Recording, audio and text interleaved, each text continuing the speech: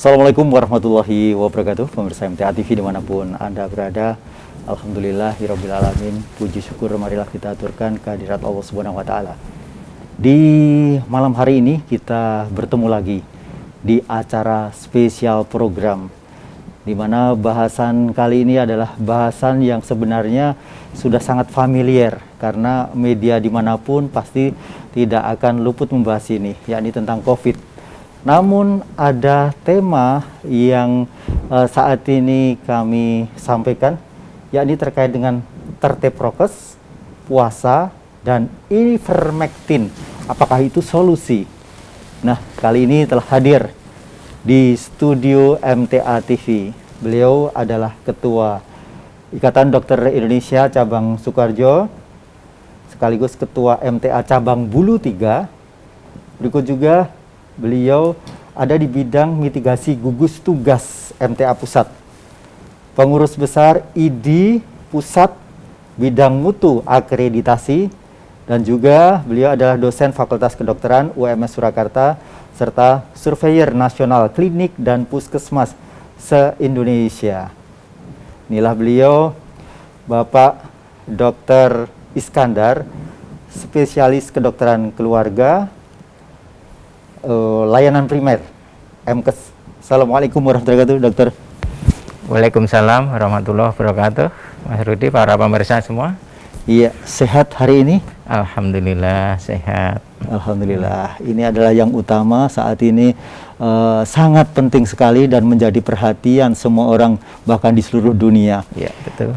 Pak Dokter, sesuatu yang sangat menggelitik sebenarnya untuk hal-hal seperti menggunakan masker seperti saat ini atau prokes yang sudah kita lakukan, mencuci tangan dengan air yang mengalir dan tentu saja dengan sabun, kemudian menjaga jarak seperti saat ini juga ada tambahan lain, hindari kerumunan, kemudian kurangi mobilitas keluar, dan kemarin ada tambahan dari beberapa prokes, yakni Makan bersama adalah jangan makan bersama, karena makan bersama itu sangat memancing atau membuat kita biasanya makan pasti kita harus buka masker, ya.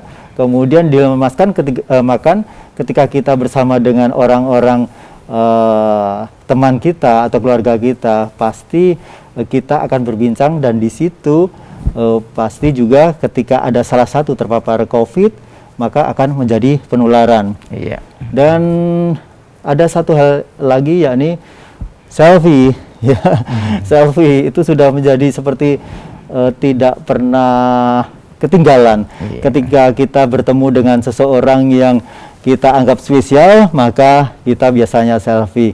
Yang pertama, pakai masker dulu, begitu. Kemudian setelah itu buka sebentar saja, nggak apa-apa, begitu. Tapi itu ternyata menjadi celah atau pintu COVID itu akan menular. Dan Pak Dokter, nah sekarang sebenarnya ini kan kita ini sedang ibaratnya perang Baratayuda, ya, betul, perang betul. besar yang kita lakukan terhadap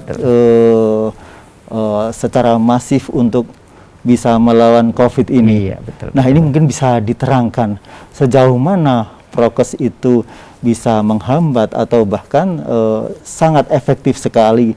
Kemudian termasuk puasa, termasuk nanti ivermectin. Iya, silakan Pak Dokter. Oh iya.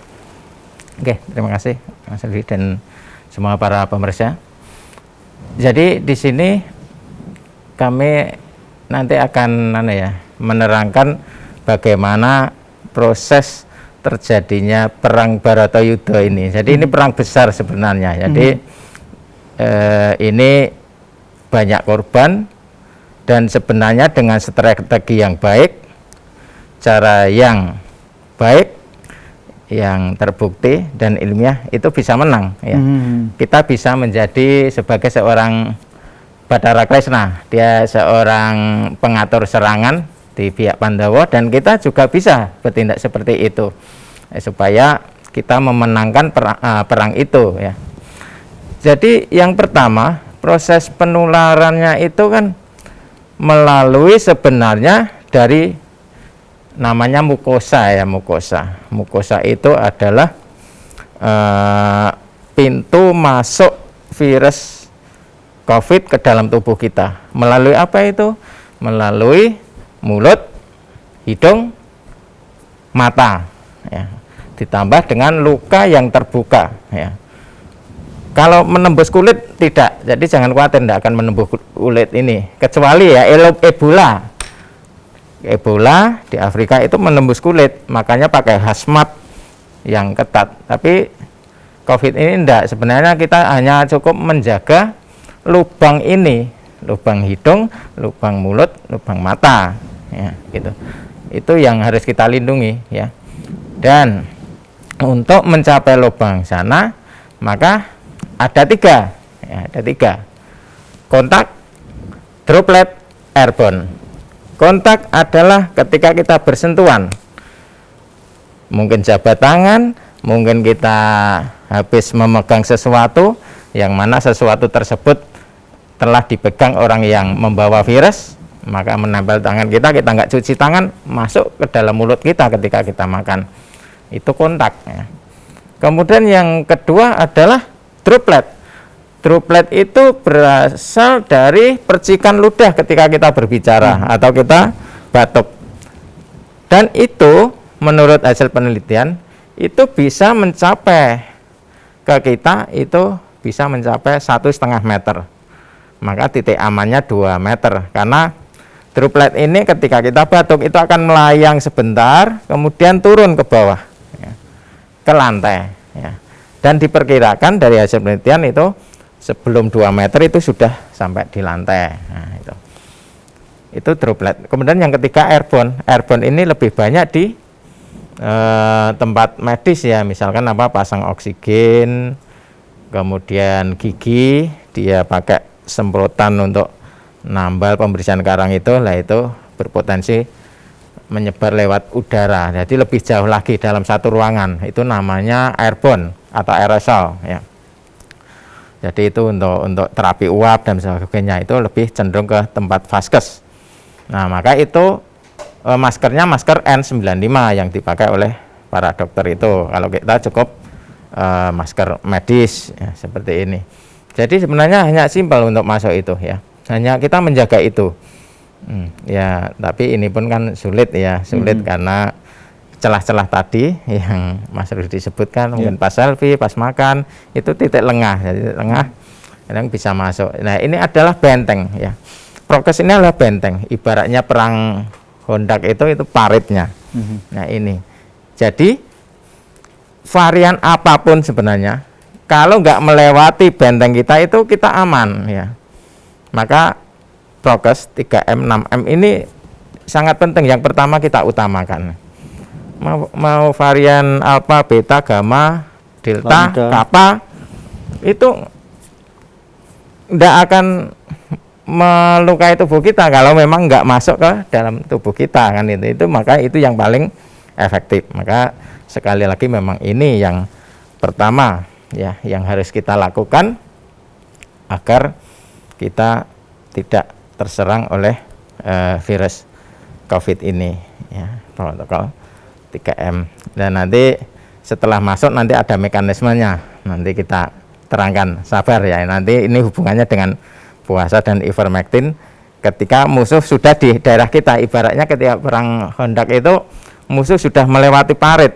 Nah, apa yang kita lakukan, ya, gitu. Sebelum bisa melewati benteng kita, sebelum melewati parit, maka kita perkuat benteng kita itu. Nah, itu yang kita lakukan adalah prokes. Tapi jangan lupa ada satu lagi, ya, adalah vaksin. Vaksin, ya. Jadi vaksin itu juga penting ketika kita belum terpapar, ya. Kalau pas terpapar malah nggak boleh kita divaksin. Nah, vaksin itu malah sebelum terpapar. Nanti saya juga akan cerita tentang vaksin, Mas. Ya, vaksin. Nanti saya akan menceritakan bagaimana prosesnya perang Bharatayuddha ini. Dan vaksin itu sebenarnya adalah memasukkan musuh, tapi musuh yang lemah, kan, seperti itu. Nah, bentuknya bagaimana nanti akan kita terangkan setelah kita masuk ke puasa dan mekanisme perangnya nanti, Mas. Ya. Ini kita berbicara di benteng dulu. Oke. Gitu, ya. Bentengnya ada di prokes itu ya. Iya, Dan prokes. prokes banyak Dan hal vaksin, yang ini sebenarnya adalah pola kebiasaan ya. Karena Iya, prokes itu sendiri sebenarnya sudah tahu, kita semuanya sudah tahu. Hanya saja karena tidak biasa, kemudian seperti saat ini kita menggunakan masker seperti saat ini itu ada orang menyampaikan kadang-kadang pengap dan lain sebagainya. Nah itu yang mungkin membuat gerah atau ogah untuk bisa melakukan disiplin. Tapi sebenarnya orang sudah pada tahu itu adalah satu hal yang wajib atau utama ketika kita bisa membentengi virus itu masuk.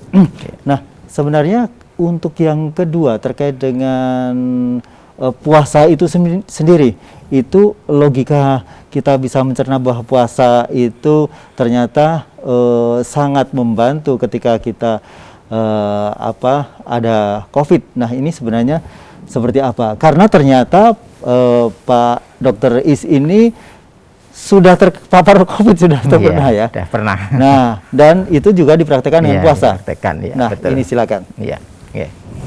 Jadi untuk menerangkan masalah puasa, sekarang saya akan menerangkan bagaimana proses penyerangannya, penyerangannya atau proses terjadinya perang Baratayuda ini ya. Nah, jadi gini, ketika kita lengah menggunakan prokes, ya, artinya musuh sudah menyeberang ke wilayah kita, dari perang Hondak sudah bisa melewati parit, dari virus di sekitar kita ya delalah ya, kita sudah pakai masker dan sebagainya. Ketika selfie kan harus buka ya, delalah dropletnya masuk lah, itu masuk ke dalam tubuh kita. Jadi ketika virus itu masuk, para pemirsa dibayangkan dulu ya, artinya virus itu sebenarnya punya insting ingin masuk ke tubuh manusia itu hanya untuk berkembang biak, untuk bereplikasi. Virus itu tidak hidup sebenarnya pada hakikatnya ya. Virus itu benda mati, Dia kalau di luar, di meja, di pintu, dia diem, tidak punya kaki, nggak bisa terbang, nggak bisa merangkak, diem, berapa jam mati. Karena apa? Virus itu susunannya hanya simple ya. Di dalamnya itu ada pita RNA, ribonukleik asid, dan dilingkupi membran, dan ada kaki-kakinya namanya duri, itu untuk menancapkan ke bandara kita. Dah cuma itu sebenarnya, simple. Dan pitanya itu berisi program file, software. Makanya kenapa komputer kena virus itu karena kena software, program. Sama, ketika kita kena virus, kita diberi program. Ketika kita batuk, hacing, nular ke Mas Rudi. Kita hanya mengirim program, Mas. Kan virus itu program, jadi benda mati sebenarnya. Lah program ini masuk lewat mulut, hidung, nah, masuk kan gitu. Kemudian di situ virus nanti akan masuk bandara namanya S2. S2 itu sebenarnya bandara untuk mendatangkan penurun tensi, angiotensin 2. Ketika seseorang itu stres, banyak pikiran, kurang tidur, kecapean dan sebagainya, itu tubuh itu berusaha untuk meredamnya, artinya mengembalikan ke semula. Nah, cara meredamnya gimana? Dia akan membuka diri supaya hormon yang menurunkan stres itu bisa masuk ya. Ketika masuk maka nanti tensinya turun kan, seperti itu. Tapi apa kata bandaranya ini ternyata bisa dimasuki oleh virus COVID. Jadi kakinya virus COVID dan kakinya penurun tensi itu sama. Sehingga harusnya ini bandaranya untuk mendaratnya angiotensin 2 itu tadi ditempati virus COVID. Ya, virus COVID. Maka di sini kunci pertama ya, virus COVID ini gampang masuk ketika kita ada stresor tinggi. Kurang tidur, pikiran, habis bertengkar, kemudian habis begadang, kecapean dan sebagainya, itu memperparah. Artinya apa?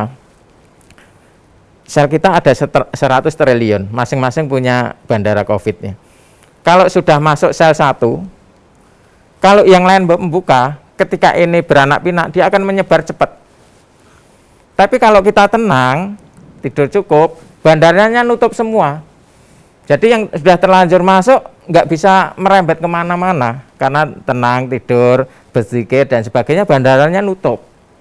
Tapi kalau stresornya tinggi, baik stresor fisik dan pikiran, bandara buka semua sehingga gampang banget menyebar. Lah itu bahayanya. Maka kunci pertama ya harus tenang ketika menghadapi COVID ini. Itu berhubungan dengan saraf simpatis namanya. Saraf simpatis itu yaitu membuka S2, bandara S2 itu. Saraf simpatis itu adalah saraf stresor ya, hubungannya dengan kortisol ya. Ya. Jadi yang pertama itu harus tenang ya. Nah, ketika telah ada virus, kita dalam kondisi sepaneng dan sebagainya, gampang masuk. Nah, ketika dia masuk bandara itu, maka nanti virus ini akan tersedot ke sel kita ya. Selnya banyak, ada lewat paru-paru, ini kan namanya 100 triliun ya, bisa di mana saja, entah mana yang dimasuki kan. Ketika masuk, dia masuk ke sel ya, masuk ke sel. Kemudian di situ dia nanti akan diperangi dulu sama tentara garda depan. Jadi prajurit kita ada 2 divisi, prajurit biasa dan pasukan elit, namanya limfosit ya. Kalau garda depan namanya monosit, granulosit, kemudian makrofag dan dendritik, itu pasukan garda depan. Pasukan garda depan ini yang pertama kali memerangi ketika belum kenal musuh. Pokoknya ada musuh, maling siapa saja akan diperangi ini, dan cara perangnya kasar. Yang kasar. Jadi ibaratnya ada maling masuk, gua pukul maling itu. Jadi gaduh semua.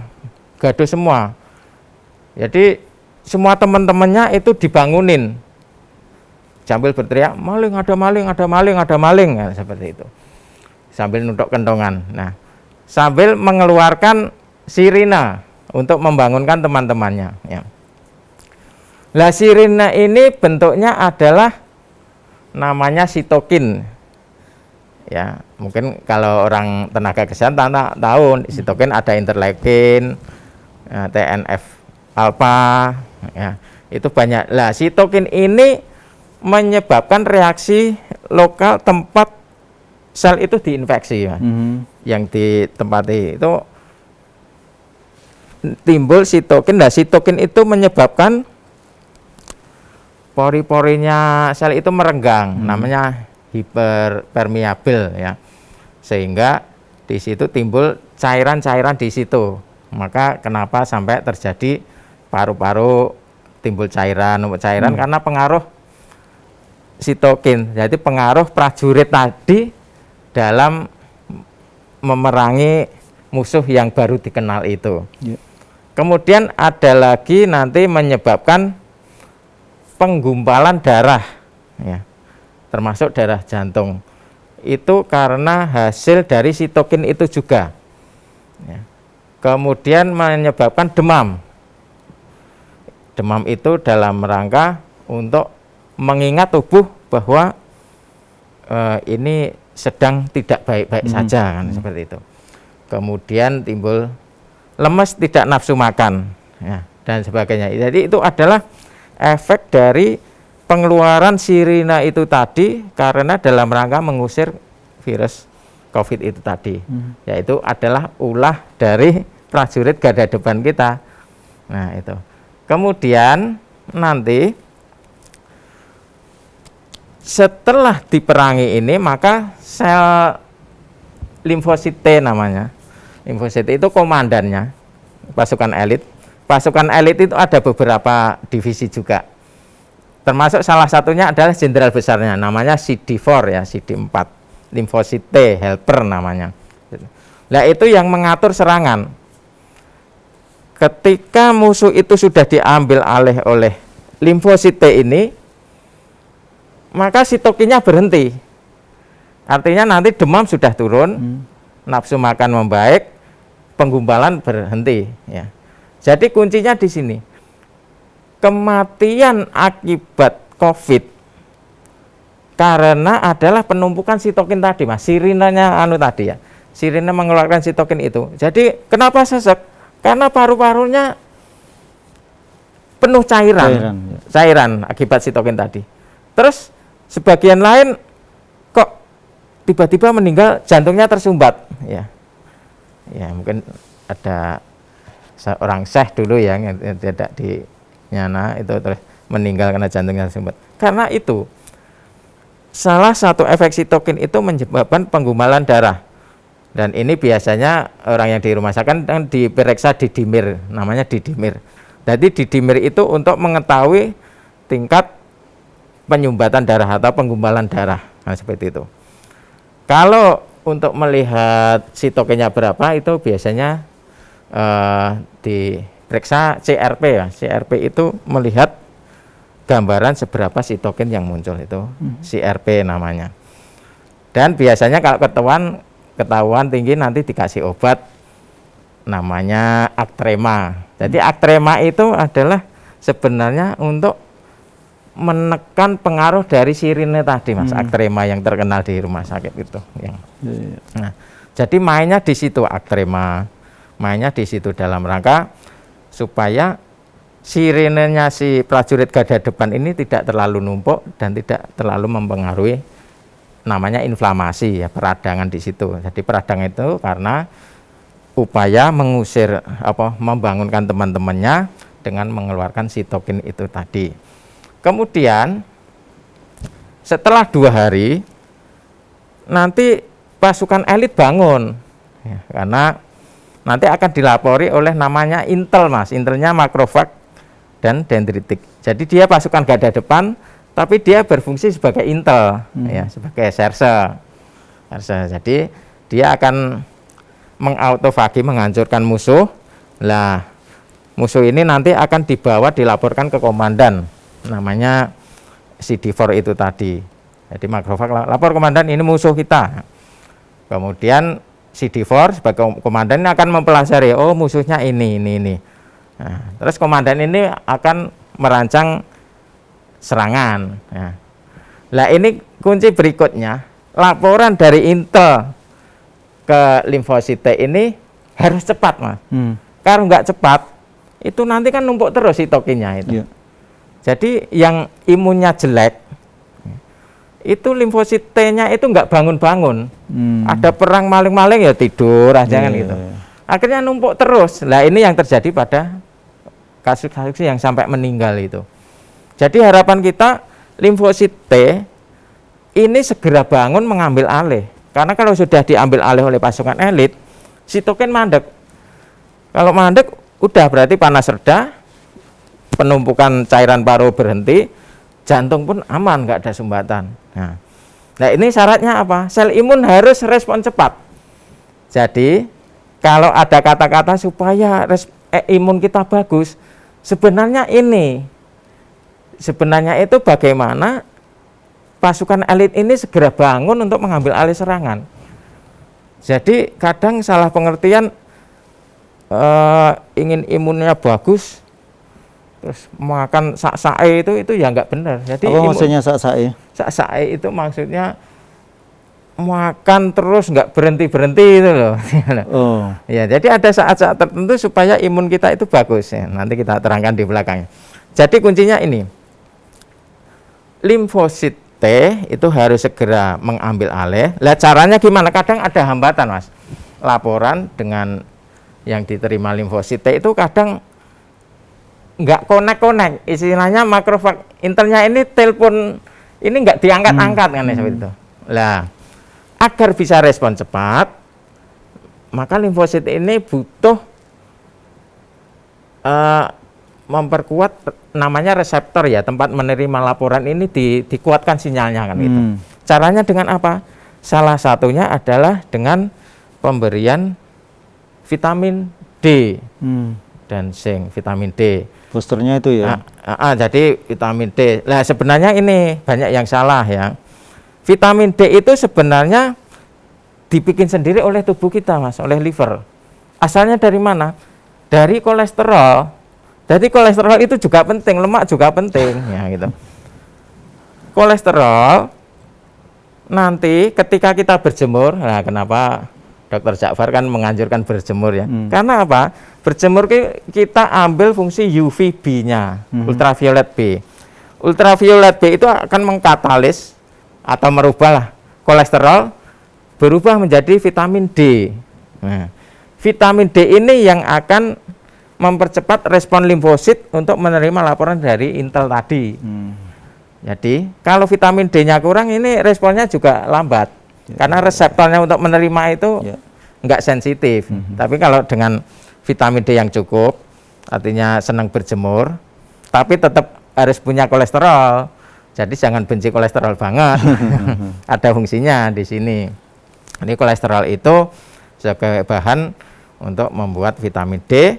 Caranya adalah dengan mengkatalisnya dengan ultraviolet B.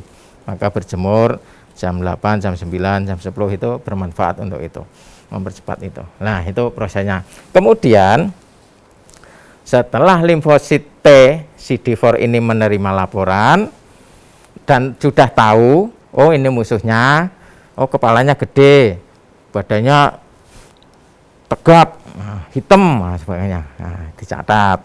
Setelah itu maka limfosit T ini akan memerintahkan CD8 namanya, CD8.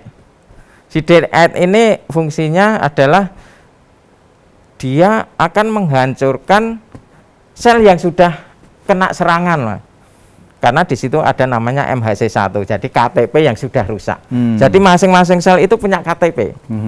Kalau selnya sendiri namanya MHC1, kalau itu lain, orang lain yang masuk itu namanya MHC2. Kita punya KTP, masing-masing ini punya KTP MHC1. Nah, ketika ada virus sudah bacot nyerang, maka yang punya MHC1 ini berubah KTP-nya, sudah fotonya sudah blawur dan Nah, ini oleh limfosit T melalui CD8, CD8 itu akan menyuruh sel-sel yang rusak ini dimatikan sekalian. Namanya sitotoksik, biar mati sekalian. Maka ini nanti fungsinya autofagi puasa di sini.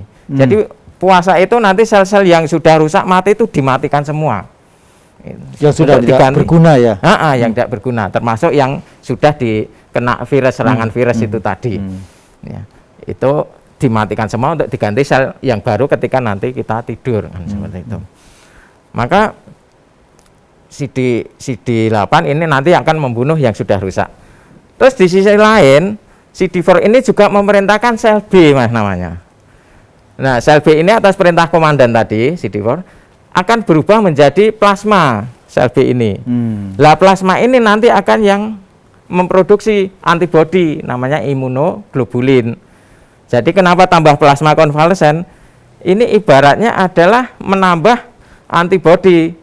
Misalkan kita orang yang bagus imunnya, itu tanpa tambah plasma oke. Karena apa? CD4 sudah memerintahkan sel B untuk berubah menjadi plasma. Nah, plasma ini nanti akan memproduksi antibodi. Lah, antibodi ini yang melakukan penyerangan ketika musuhnya sudah jelas. Kalau makrofag, prajurit tadi untuk musuh yang tidak jelas. Tapi yang sudah jelas, maka nanti sel B ini berubah menjadi sel plasma.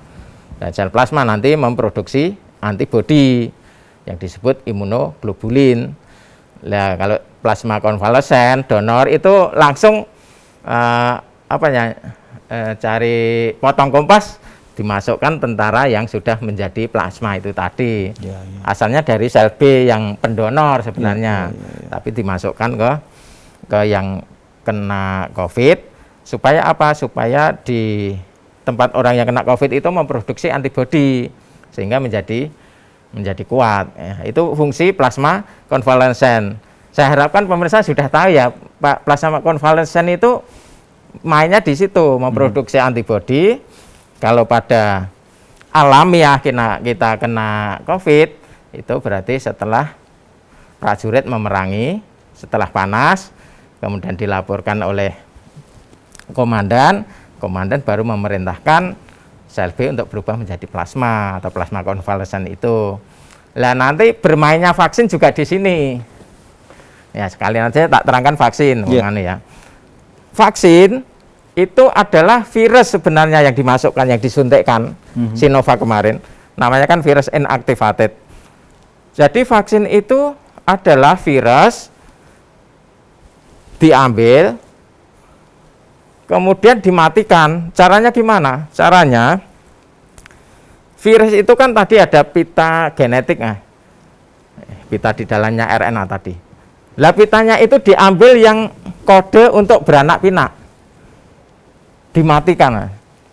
Kan ada program, kan tadi saya bilang program. Lah program untuk beranak pinak itu diremove, dihapus, tak delete, supaya nggak bisa beranak pinak. Vaksin juga gitu. Jadi program yang untuk beranak pinak sama produsennya itu diambil, dimatikan, kemudian dimasukkan ke tubuh kita yang divaksin.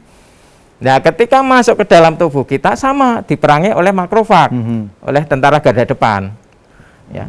Tapi virus itu kan nggak bahaya, nggak bisa mana. Yang membahayakan virus itu kan kalau bisa beranak, Mas. Ya. Jadi kuncinya itu ya nggak boleh beranak banyak, karena supaya kita menang. Jadi kunci antivirus itu nanti bermainnya di situ, menghambat beranak pinaknya virus. Lah vaksin ini kan tidak mungkin beranak pinak, sudah dikebiri kok. Jadi ketika masuk 1000 ya 1000 terus kan itu. Tentara kita namanya leukosit yang terdiri dari 2 tadi, limfosit dan monosit tadi. Jumlahnya 5.000 sampai 10.000. Sebenarnya ketika kita terpapar itu paling hitungannya hanya sedikit, hanya 1000. Paling pol 2000 nek banyak itu. Kita sebenarnya menang. Yang menyebabkan kita kalah ketika masuk ke dalam tubuh kita langsung beranak pinak, Mas. Beranak pinak dari 1000 jadi 2000, dari 4000, 8000 dan seterusnya sampai jutaan. Sementara tentara kita tetap 10.000. Kalau dia beranak pinak terus, ya kalah kita lama-lama kan. Lama-lama kalah. Karena kita tetap 10.000. Nah, bermainnya perang melawan virus itu di sini. Jangan sampai musuh itu beranak pinak kan gitu. Kalau tidak beranak pinak kita menang jumlah. Dan kita menang strategi kalau menang jumlah. Nah, itu. Maka bentar, Dok. Jadi terkait dengan vaksin tadi, segala sesuatu yang masuk tadi akan diperangi ya. Iya, diperangi. Kemudian di vaksin ini termasuk juga pasti ketika diperangi itu ada reaksi di tubuh ya, betul. Bisa demam dan lain sebagainya. Nah, ada beberapa orang yang sudah divaksin baik 1 dan kedua, dan ternyata ada yang merasa tidak berefek apa-apa. Nah, ada yang berefek, tapi saat ini memang ada juga yang sudah vaksin 2 kali pun juga terpapar. Nah, ini bagaimana penjelasannya, Dok? Ya. Jadi tadi kita kembali tadi ya, vaksin ini cara kerjanya sama persis ketika kita terpapar virus ya. Vaksin masuk, dikenali oleh makrofag dan intel kita dan dianggap musuh. Kemudian sel itu juga mengeluarkan sirine namanya sitokin tadi yang menyebabkan panas dan sebagainya, tapi tidak sampai sesek karena kan nggak lama, kan virusnya cuma sedikit, kan sudah dimatikan. Kemudian dilaporkan ke CD4 komandan, kemudian komandan nanti juga akan memerintahkan ke sel B untuk berubah menjadi sel plasma. Akhirnya sel plasma membuat antibodi yang bisa melawan vaksin tadi. Jadi vaksin tadi kan dianggap virus. Jadi ketika ada virus lagi yang betulan, yang sungguhan, dia sudah kenal. Oh, ini kayak dulu, vaksin dulu, yang sebenarnya itu diapusi, dibohongi sebenarnya. Tapi kan tetap kan KTP-nya sama kan gitu. Itu. Kemudian ketika divaksin kok bereaksinya berbeda-beda. Ini tergantung dari sistem imunnya masing-masing. Ada yang fast respon, responnya cepat banget. Jadi ketika masuk itu langsung sigap anunya, komandannya. Sehingga nggak sempat mengeluarkan banyak kan gitu. Ada yang timbul demam dikit, jadi mungkin itu sudah terlanjur mengeluarkan sirine tadi, sirine tadi, sehingga timbul bereaksi kan seperti itu. Kemudian pertanyaan berikutnya, sudah divaksin kok kena? Nah gitu. Jadi siapapun akan kena lagi selama bentengnya jebol. Bentengnya kan prokes tadi, Mas. Ya. Jadi meskipun sudah divaksin, kalau kita lengah dalam 3M, ya masuk, pasti masuk. Cuma ketika kena, itu sudah punya antibodi, artinya sudah punya plasma yang bisa memproduksi antibodi kan tadi. Jadi ketika masuk pun sebenarnya aman, karena sudah diperangi oleh antibodi yang sudah terbentuk tadi. Tapi dengan catatan variannya enggak terlalu berubah banyak, kecuali kalau berubah banyak KTP-nya beda, KTP-nya beda. Sehingga ini, lah aku nggak kenal lagi. Akhirnya yang perang yang prajurit ada depan tadi, akhirnya panas lagi itu lagi. Nah itu varian yang lain lagi. Tapi kalau variannya sama, tetap kena. Pokoknya kunci kena atau tidak itu tergantung prokes kita. Meskipun sudah divaksin ya tetap bisa kena. Ini kan kita sudah aman, sudah ada tentara yang apa dengan musuh itu. Dan saat sekarang vaksin yang diberikan kepada masyarakat itu yang mana? Yang Delta, Alpha, yang Gamma, atau yang mana ini, Dok? Ya, sebelum kita menginjak ke sana, saya akan menerangkan varian ya, varian. Varian itu kan awal ada beta, ada alpha, kemudian beta, gamma, delta, yang terakhir kappa. Sebenarnya itu hanya penamaan saja, Mas. Jadi anak pertama lahir jenenge Eko, anak kedua lahir jenenge Dwi, anak ketiga lahir Tri, Catur, dan Septi misalkan gitu. Sama. Varian yang pertama itu sebenarnya ada di varian B117 ya. Jadi mutasi itu sebenarnya adalah tadi virus itu kan dalamnya pita program ya, Mas, pita program. Lah ketika mencetak pita program ini, dicetak untuk diperbanyak, ada terjadi salah cetak. Sebenarnya cetakan itu udah ada rumusnya. Mungkin ada yang ingat pelajaran biologi ya. Jadi ketika itu mesin cetak, adenin itu berpasangan dengan guanin. Jadi untuk mencetak asam nukleat itu yang menentukan kode-kode itu basa amino namanya. Ada adenin, guanin, sitosin, timin. Ada 4 ini. Adenin berpasangan dengan guanin. Sitosin berpasangan dengan timin atau urasil. Jadi kalau ini cetakannya adenin, nanti ininya tercetaknya guanin dan seterusnya. Jadi masing-masing orang itu beda-beda punya sendiri, karena berdasarkan DNA-nya kan seperti itu. Lah, waktu mencetak itu terjadi salah cetak. Adenin harusnya pasangannya guanin, ini kepasang sitosin. Ya, sehingga terjadi perubahan. Lah ini yang disebut mutasi. Jadi tidak sesuai dengan cetakan aslinya. Lah ketika terjadi mutasi ini, kadang ada yang lebih ringan, kadang ada yang lebih berat. Tapi itu kan terjadi evolusi, Mas. Artinya yang menjadi lemah itu akan mati dengan sendirinya. Yang kuat itu secara evolusi itu akan terus survive. Jadi mungkin yang tercipta itu menjadi lebih bisa mendarat bandara di mana-mana. Tidak hanya S2. Nah, gitu. Kemudian mutasi yang baru itu mungkin penyerangannya lebih instan, jadi lebih berbahaya lagi karena terjadi itu. Nah, itu sebenarnya permainannya di salah cetaknya tadi. Nah, yang alpha itu kan ada mutasinya di B117. Kemudian yang beta itu ada salah cetak di 356 kalau nggak saya. Kemudian yang delta itu kan di B1617 ya. Kemudian yang gamma itu kalau nggak salah di P1. Jadi itu di sequencing namanya di ikatannya itu ada mutasi. Lah, karena supaya mudahnya akhirnya dunia menamainya yaitu tadi eko, dwi, tri, jadi agama dan sebagainya. Nah, itu masalah mutasi virus seperti itu karena salah cetak. Kemudian tadi yang ditanyakan apa, Mas? Ketika sudah terkena, ya. Oh ya, untuk vaksin tadi ketika beda varian itu tadi karena setelah salah cetak kan berarti ada, nah cetakan yang salah itu otomatis itu akan mencetak protein. Protein itu padahal protein itu KTP-nya virus. Lah bentuk proteinnya juga beda.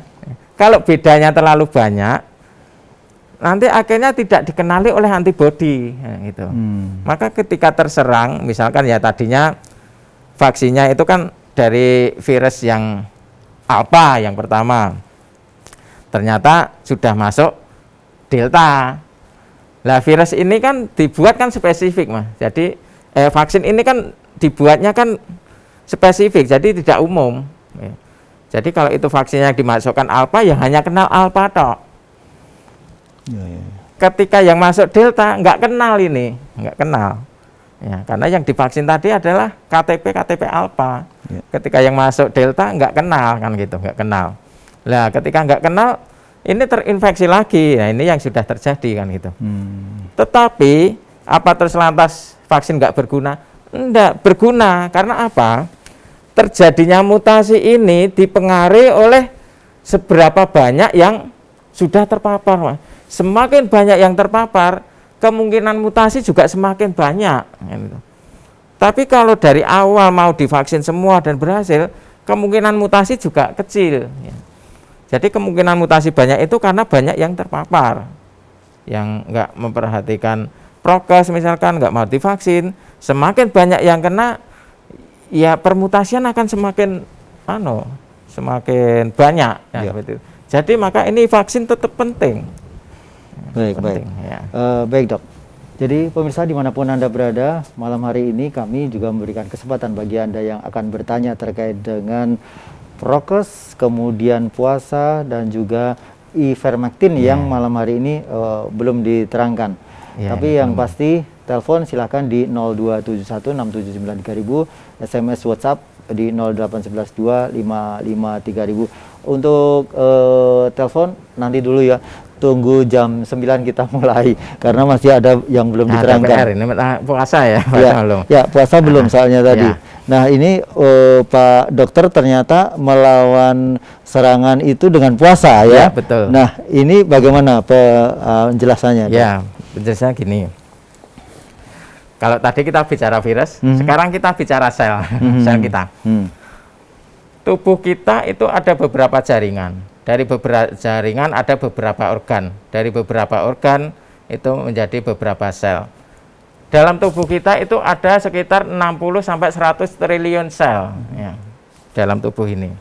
Dan satu hari ada sekitar 1 triliun sel yang mati. Karena apa? Karena tua, karena aus, karena wayai ganti. Seperti contoh sel darah merah itu umurnya adalah 3 bulan. Maka ketika 3 bulan, ya dia akan mati dan digantikan sel baru, itu sel merah. Kemudian sel kulit itu berganti 28 hari. Jadi 28 hari sel kulit itu akan mati. Nah, dan ini nanti diproduksi sel kulit yang baru. Sama, semua juga gitu. Cuma memang ada beberapa sel yang memang nggak bisa hidup lagi, kan seperti itu. Itu mengenai sel. Nah, tubuh kita kalau di mikroskop nanti, mikroskop elektron nanti ada sel. Lah sel itu susunannya itu ada inti sel. Inti sel itu berisi DNA dan RNA. DNA itu resepnya sel. Misalkan itu sel pankreas, maka di situ di DNA itu ada buku tentang resep membuat insulin kan gitu. Atau kalau dia itu sel hidung, maka dia ada resep untuk membuat ingus, ada di situ tertulis di DNA kan gitu. Kemudian itu master resep ya. Kemudian di luar inti itu ada namanya mesin cetak, namanya ribosom, dan ada mesin daur ulang namanya lisosom. Ini berlawanan, yang satu mencetak, yang satu membongkar. Jadi mesin bongkar pasang. Dan ini berlawanan, bergantian gitu loh. Kalau ribosom hidup atau mesin cetak hidup itu yang dinamakan anabolik, jadi metabolisme yang anabolik. Jadi itu dalam proses membangun atau tumbuh. Kalau yang nyala lisosom itu proses katabolik atau itu proses untuk mendegradasi atau mendaur ulang. Nah ini akan bergantian. Jadi yang kita harapkan yang dilakukan para nabi dulu itu bergantian antara mesin cetak, mesin daur ulang. Maka kenapa Rasulullah menyuruh kita untuk puasa Senin Kamis seperti Daud dan sebagainya. Itu dalam rangka supaya metabolisme kita berganti. Nggak boleh mesin cetak ini nyala terus, nggak boleh. Karena apa? Virus itu adalah instingnya untuk beranak pinak. Instingnya masuk kemana? Maka virus itu akan senang kalau mesin cetaknya hidup. Dia akan sedih kalau mesin cetaknya mati, mesin daur ulangnya hidup. Virus akan sedih karena nggak bisa memperbanyak diri, kan seperti itu. Nah, di dalam sel ada ribosom, lisosom. Ribosom itu mesin cetak. Cara mencetaknya dia dengan meraciknya berdasarkan resep dari inti sel tadi, dari DNA. Yang ngantar resep apa? Yang ngantar RNA. RNA itu kopi resep. Kopi resep. Jadi dia mengkopi ke DNA inti sel, keluar, diantarkan ke ribosom mesin cetak. Ini. Ya. Ribosom ini resepnya. Kamu bikin insulin ya. Oh ya mana resepnya? Ya udah, ribosom langsung cetak. Lah, ribosom ini mesin cetak. Syaratnya kan harus hidup mesinnya, Mas. Supaya hidup mesinnya apa? Supaya hidup, insulinnya harus naik. Insulin naik itu ketika kita makan. Nah, maka ketika kita makan, mesin cetak ini hidup untuk mencetak. Ya, itu. Kemudian kalau kita pas nggak makan, lama nggak makan, puasa seperti yang dilakukan Rasulullah, mesin cetak ini mati, Mas. Lah untuk memenuhi kebutuhan sel karena nggak makan, puasa, maka sel itu menghidupkan mesin daur ulang. Jadi sel-sel yang rusak tadi, yang sudah tua, yang nggak berguna, tadi didaur ulang. Lah mesin daur ulang ini nyalanya kapan? Ketika insulinnya rendah. Kapan insulin rendah? Minimal 10 hari ketika kita tidak makan. Gitu. Sekarang dibayangkan ya, Mas.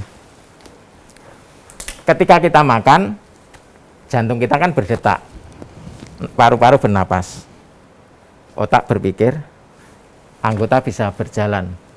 Itu dari mana? Dari nutrisi yang kita makan, ya benar kan? Terus ketika kita puasa yang kita lakukan selama bulan Ramadan misalnya, atau Rasulullah waktu perang Badar puasa juga, kok kuat? Nah, kan? Terus kita puasa 10 jam, kok masih berdetak kan gitu? Padahal kan nutrisinya sudah habis.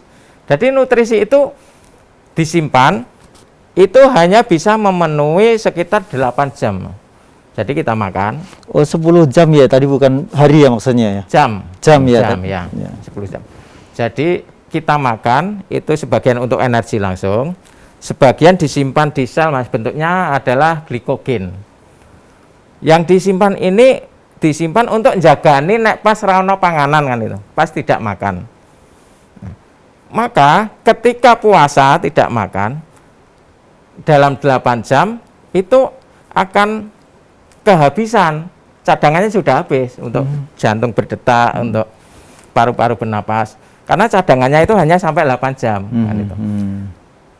Kemudian setelah 8 jam kan jantung tetap berdetak, Mas. Karena apa? Karena jantung berteriak ke otak, Mas. Kalau bisa ngomong ini, tak otak, ini saya harus berdetak, kirim aku nutrisi kan gitu, bisa ngomong. Nah otak kemudian apa? Memerintahkan mulut untuk makan. Nah, otak bilang, hei mulut, ayo segera makan, ini jantung butuh berdetak kan gitu. Tapi mulut kan nggak mau, oh nggak bisa, Iskandar lagi puasa, ini puasa Ramadan. Nah, bisa. Lah terus gimana caranya? Apa tetap jantung dibiarkan berhenti? Kan nggak mungkin lah, nggak mungkin lah. Maka otak kan dalam memerintah mulut kan dengan mengeluarkan sinyal, Mas. Namanya hormon grelin. Hormon lapar. Oh, iya. Maka kenapa ketika 8 jam kita itu pusing, geliang, lemas, ngentir-ngentir, perutnya itu karena hormon grelin. Hormon itu keluar ketika 8 jam enggak makan. Ya. Itu hormon grelin. Maka ketika puasa itu jam 4 sahur, jam 12 kan lapar pasti karena lemas kan. Ya. Neng nanti diteruskan malah terus sembuh laparnya. Karena apa? Setelah memerintahkan mulut dengan hormon lapar itu, mulutnya tetap nggak mau ngasih karena puasa, maka ganti otak ini memerintah liver. Liver masih punya cadangan sebanyak 100 gram. Maka liver ini dibagi-bagikan.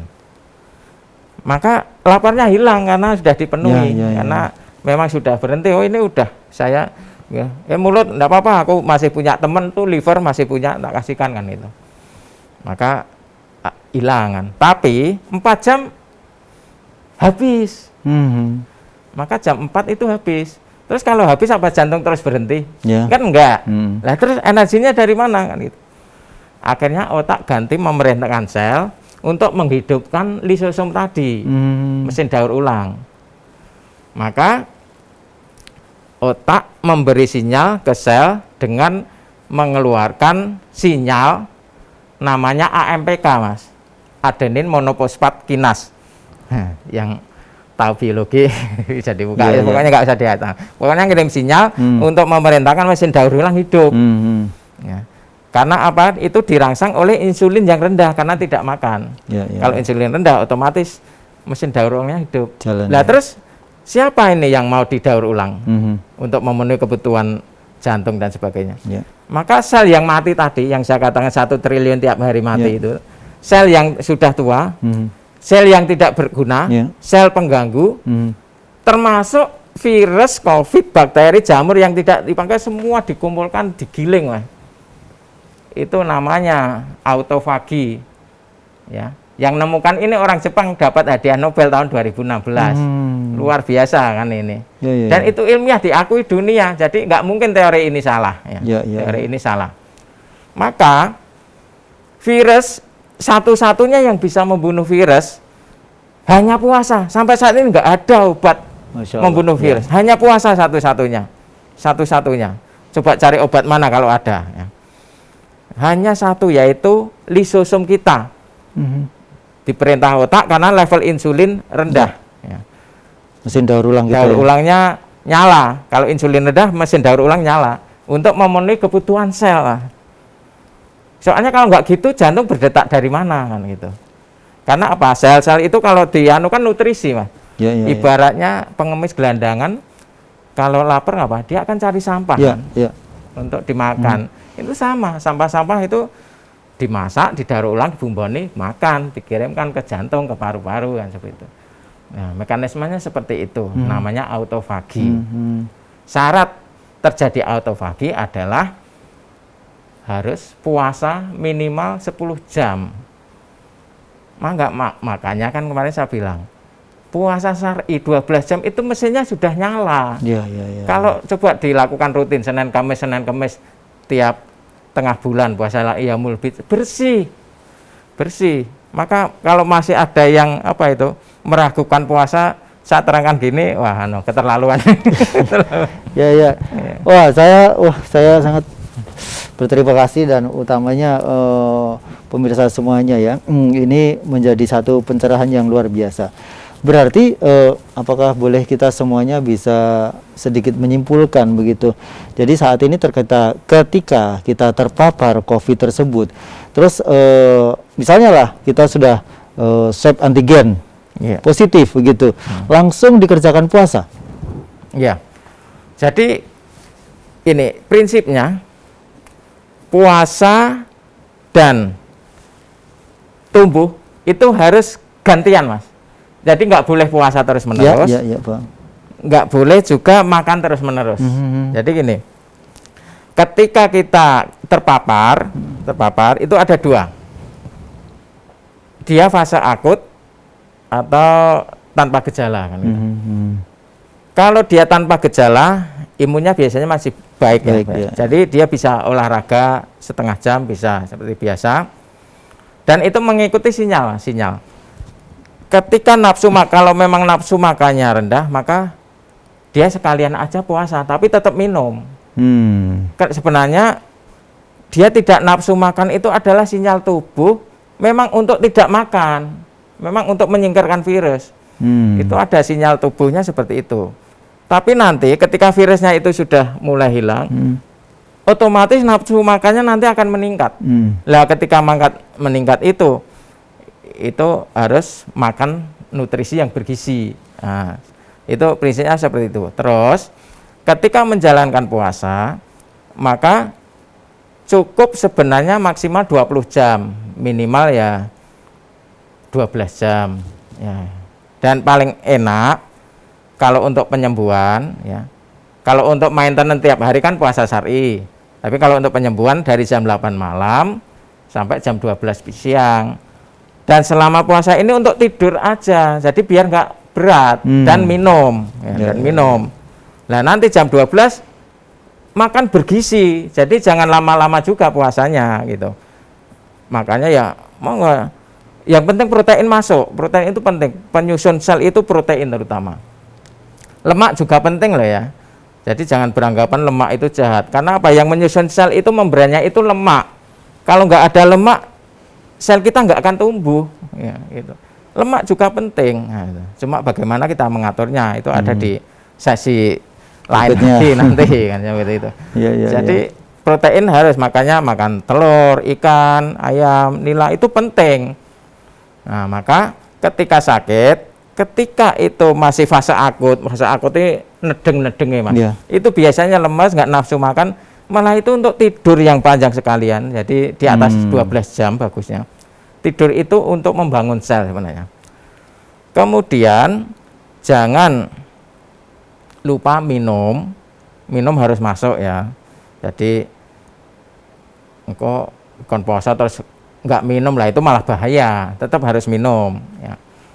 Terus puasanya juga terukur, nggak boleh terlalu lama. Ya, antara 12 sampai 20 jam itu ideal. Kalau untuk pasien sendiri, saya sendiri kalau di klinik itu kalau nggak nafsu makan ya sekalian 20 jam tapi tak kasih cairan terus. Dan sembuh pasti, karena virus pasti hilang, wis tak jamin lah. Mau meragukan tak jamin. Nah itu dari sisi ilmiah agama itu ndak ada yang bisa membantah. Bisa membantah. Baik Pak Dokter, luar biasa ini dua bahasan sudah kita dapatkan jawabannya. Kita nanti tinggal satu, ivermectinnya. Baik pemirsa dimanapun Anda berada, malam hari ini kami akan buka kesempatan. Namun sebelumnya kita simak dulu untuk ivermectinnya ya. Dan juga kalau Anda ingin bertanya lewat telepon 0271 679 3000, SMS WhatsApp ada di 0811 255 3000. Dan sebelumnya kita ikuti jeda pariwara berikut ini.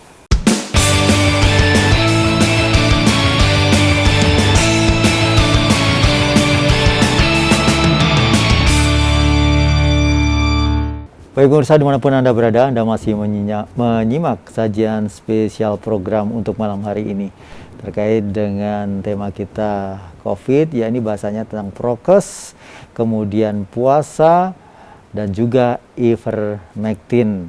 Apakah itu akan menjadi solusi? Kalau tadi prokesnya kita sudah paham, ternyata itu solusi. Kemudian puasa, itu juga solusi. Nah yang ketiga, ivermectin. Banyak artikel atau media massa yang menyampaikan bahwa banyak orang yang terbantu, orang yang terpapar COVID ini, terutama di daerah Sragen itu diberikan secara gratis, dan alhamdulillah 80% masuk dan hasilnya baik. Ivermectin, Pak Dokter, bagaimana tentang hal ini? Para pemirsa, jadi sebelum kita ke ivermectin, jadi cara kerja obat yang membunuh jasad renik, bakteri dan virus itu sistemnya secara garis besar ada dua, Mas. Ada dua. Kalau bakteri itu ada namanya bakteriostatik, ada namanya bakteriosit. Kalau virus ya berarti virostatik dan virosit. Artinya gini, satu itu caranya dengan membunuh langsung tes Virusnya. namanya bakterisid. Jadi kalau bakteri, ini bukan virus dan bakteri beda ya. Bakteri itu seperti sel. Kalau bakteri itu namanya bakterisid, itu membunuh tes. Artinya dia dilarutkan membrannya. Jadi yang saya katakan membran segala sesuatu itu dari lemak. Jadi ketika digari obat, membrannya jebol, otomatis mati bakteri itu. Nah, seperti itu. Itu namanya bakterisid. Contohnya misalkan amoxilin, ampicillin, ya penisilin, sevofloxacin, yang sin itu membunuh tes langsung. Kemudian cara kedua adalah dengan menghambat pertumbuhannya, sehingga dia nggak bisa tumbuh. Kalau nggak bisa tumbuh ya akhirnya lama-lama mati kan, seperti itu. Itu contohnya adalah makrolit. Makrolit itu ya menghambat sintesis protein. Jadi pembentukan protein oleh jasad itu dihambat sehingga tidak bisa berkembang karena proteinnya dihambat kan gitu. Contohnya seperti ini adalah yang pakai akhiran misin, eritromisin, spiramisin, kemudian asitromisin yang dipakai, termasuk ivermectin. Sebenarnya cara kerjanya seperti itu. Nah, virus juga seperti itu sebenarnya cara kerjanya, yang membunuh virusid sendiri dan menghambat pembentukan protein, menghambat replikasi tadi. Kalau yang membunuh tes langsung, kalau bakteri tadi ada kan, penisilin, amoxilin, ampicillin. Kalau virus belum ada, Mas. Sampai sekarang tidak ada satupun obat yang membunuh virus itu, kecuali satu tadi, apa? Puasa. Puasa ya. Puasa. Kalau puasa langsung tes, ya, gitu. Karena semuanya dihabiskan. Iya, itu. Atau yang kedua adalah kalau virusnya ada di luar tubuh, dengan apa? Dengan sabun, dengan sanitizer. Nanti karena itu langsung lisis membran. Kan tadi saya bilang, virus itu kan membrannya juga lemak itu sebenarnya. Jadi ketika kasih sabun, sanitizer, cuci tangan itu ya mati karena lisis. Maksudnya robek. Kalau membran robek ya udah mati, nggak bisa apa-apa kan gitu. Itu virus. Kemudian cara kerja yang kedua, virus itu adalah menghambat sintesis proteinnya, menghambat pembentukan proteinnya. Jadi tadi kan saya sebutkan ya, virus itu kan membran, di dalamnya ada pita RNA. Nah, pita RNA itu kan sebenarnya protein. Nukleat itu kan protein sebenarnya tadinya. Nah, ini dihambat oleh berbagai macam obat antivirus. Jadi antivirus yang untuk COVID ini mainnya di sini ya, menghambat ini. Contoh apa? Remdesivir. Remdesivir ini menghambat replikasi, menghambat beranak pinaknya virus. Oseltamivir, asiklovir, pokoknya yang vir itu menghambat beranak pinaknya virus. Ya. Kemudian obat berikutnya yang dulu sempat booming adalah hidroksiklorokuin, obat malaria. Ya. Dulu sempat dipakai untuk protokol, akhirnya dihapus karena efek sampingnya banyak. Nah, seperti itu. Kemudian sekarang masih itu asitromisin. Asitromisin itu antibiotik sebenarnya untuk membunuh bakteri. Tapi karena punya efek dengan cara kerja menghambat sintesis protein, sehingga asitromisin ini dipakai untuk menghambat replikasi virus atau beranak pinaknya virus COVID. Asitromisin ya, itu ini masih digunakan juga. Ini bagian teman sejawat menggunakan. Lah yang terakhir ini, sebelum yang terakhir ini ada Actrema itu tadi, Mas. Actrema itu bukan antivirus ya, tapi itu adalah anti peradangan, artinya mengatasi sitokin tadi, sirine tadi. Jadi itu dinetralkan oleh Actrema. Tocilizumab ya namanya. Jadi Actrema itu mahal, Mas, 5 juta, 6 juta sekali suntik. Jadi nek bisa ya dari awal itu jangan sampai menggunakan itu, wah ngentek neraket. Gitu. Nah, kemudian yang terakhir baru ivermectin ya. Lah, ivermectin ini sebenarnya obat cacing. Dia obat cacing atau obat parasit itu mulai ditemukan tahun 1975. Kemudian oleh ilmuwan Ada Dan itu dua. digunakan untuk hewan katanya. Itu juga untuk manusia juga. Pertama memang untuk hewan, untuk cacing kan bisa ke manusia, bisa ke hewan anjing ya. Tapi itu digunakan juga. Itu mulai terutama tahun 81 itu mulai ditemukan tadi namanya Ivermectin Mas, yang 71 itu.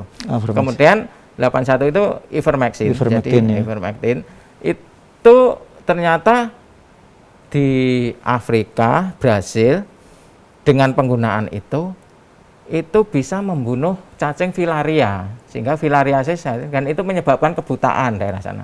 Dan setelah ditemukan obat itu, cacingnya atau ivermectinnya? Ivermectinnya itu membunuh larva dari filariasis itu, sehingga kan filariasis, cacing filaria itu menyebabkan kebutaan. Cacingnya ya? Cacingnya ya, cacingnya menyebabkan kebutaan. Terus setelah ditemukan itu mulai tahun 81 itu, maka masyarakat di sana yang itu kan di pinggiran sungai semua yang kena itu, dikasih itu sembuh semua, sembuh semua. Sehingga berkat temuannya itu tahun 2015 itu penemunya Campbell dan Satoshi Mura, orang Jepang. Beliau mendapatkan hadiah Nobel tahun 2015 karena menemukan Ivermectin itu untuk mengobati cacing filaria. Nah, seperti itu. Itu termasuk yang menemukan dengan orang Jepang yang menemukan dengan metode puasa, beda lagi. Beda lagi. Kalau puasa itu 2016, nah ini 2015. Nah, Satoshi Mura. Jadi dengan penemuannya itu beliau mendapat hadiah Nobel 2015. Dan cara kerjanya memang di penelitian itu macam-macam, memang ada yang melumpuhkan otot-otot itu filaria, otot-otot cacingnya, tapi ada juga memang lewat itu menghambat sintesis protein, pembentukan protein, sehingga karena sistem kerjanya seperti itu, maka itu digunakan untuk mengobati COVID ini. Nah, kemudian ini mulai diteliti. Jurnalnya ada banyak banget, sehingga Australia merilis jurnal meta-analisis. Maksudnya meta-analisis itu dari jurnal yang ada. Jurnal yang ada itu sampelnya kan tidak banyak, tapi dikumpulkan, jadi ada ratusan jurnal. Dikumpulkan, dianalisis, diambil kesimpulan. Nah, makanya rilis awal Juni 2021 kemarin, Australia merilis bahwa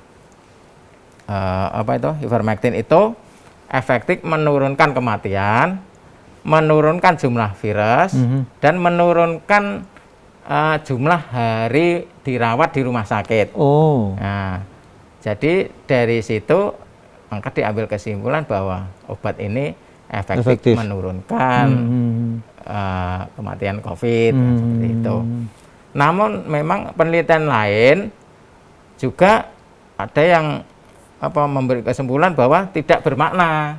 Karena ternyata angkanya sama antara yang diberi Ivermectin dan tidak. Itu penelitian lain tapi.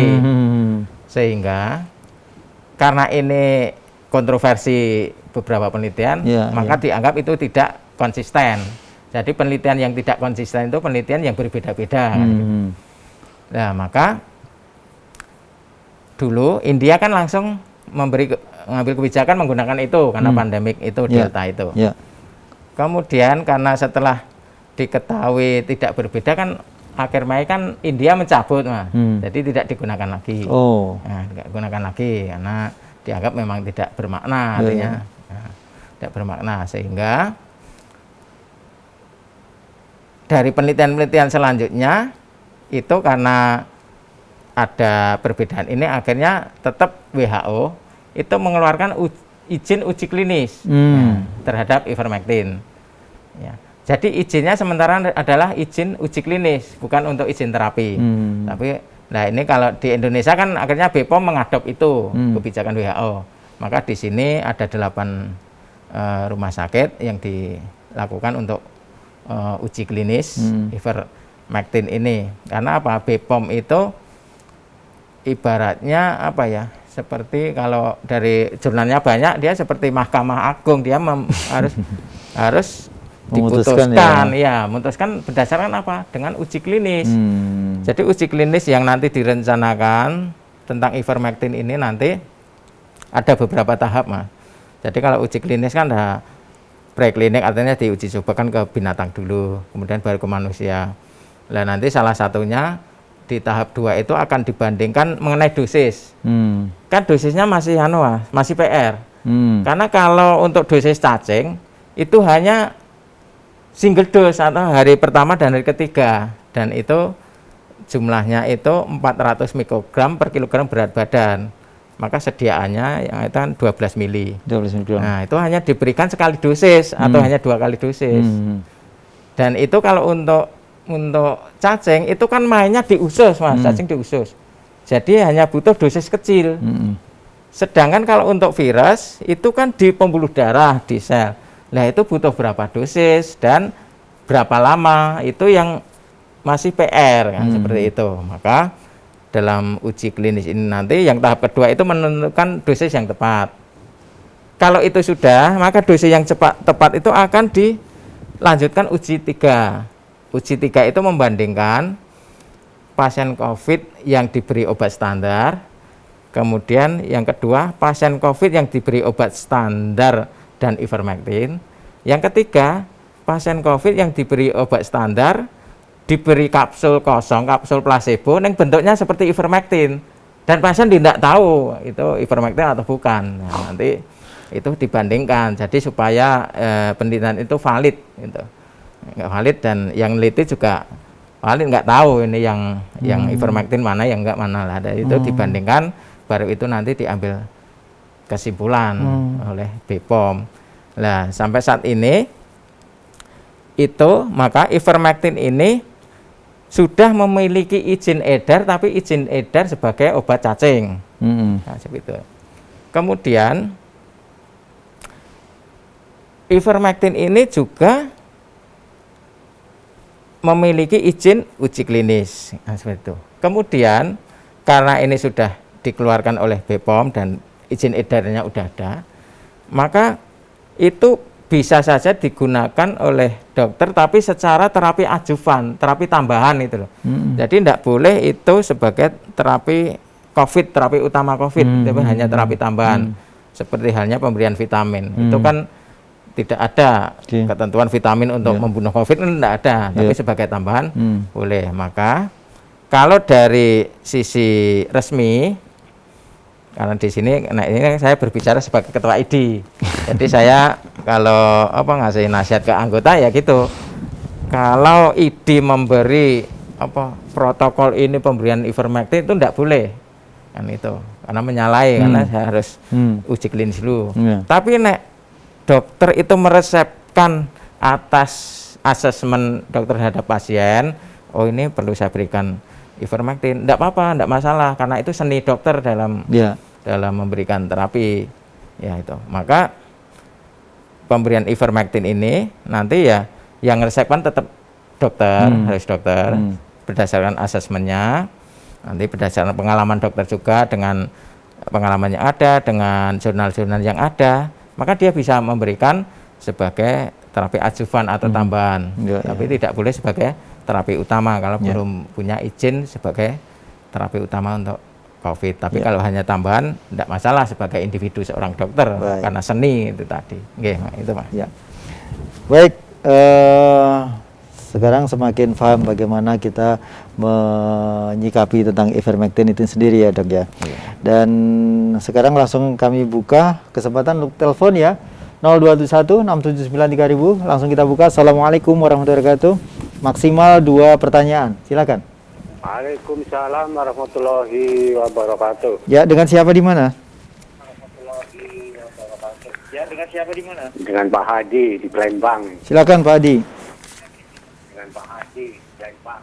Silakan Pak Hadi. Assalamualaikum dok. Ya, waalaikumsalam Pak Hadi. Assalamualaikum dok. Ya, waalaikumsalam Pak Hadi. Ini dok, usia saya itu sudah 71 tahun. Jadi boleh dibilang sudah dekat lubang kuburnya gitulah. Ya, mendengar tadi keterangan mengenai puasa bisa untuk mencegah COVID. Nah, saya puasa itu bukan untuk mencegah COVID, karena saya puasa sejak tahun 16, Senin Kemis, puasa bed, dan puasa-puasa yang lain. Nah, setelah ada kasus yang begini, nah, dengan puasa itu tadi yang udah 5 tahun, apa kita masih perlu apa itu divaksin, Dok?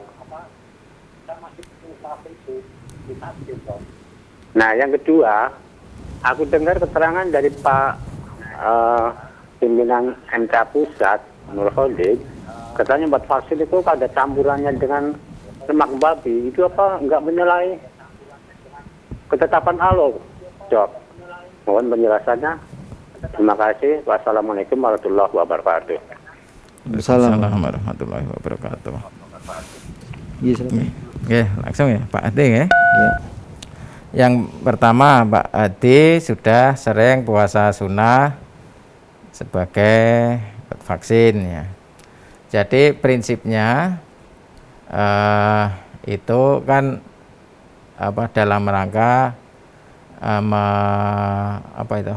mewujudkan herd immunity ya. Jadi kekebalan kelompok, dan itu program pemerintah gitu. Jadi meskipun Pak Adi puasa, ya enggak masalah kalau vaksin lagi. Entah nanti ketika vaksin imunnya Pak Adi ini bagus, jadi enggak akan sampai timbul kejadian ikutan pasca imunisasi atau KIPI yang berat karena imunnya udah bagus. Saya yakin kalau rajin puasa pasti bagus sebenarnya, bagus ya. Ini. Lah di sini karena itu program ya, program itu kan itu berkaitan dengan target, kemudian nanti untuk menghitung populasi yang divaksin berapa, yang tidak berapa, karena itu ketentuan dari epidemiolog itu paling tidak 70-80 itu harus sudah suntik vaksin untuk mewujudkan kekebalan kelompok. Nah, syarat untuk lepas pandemik itu bila sudah terbentuk kekebalan kelompok atau herd immunity ini ya.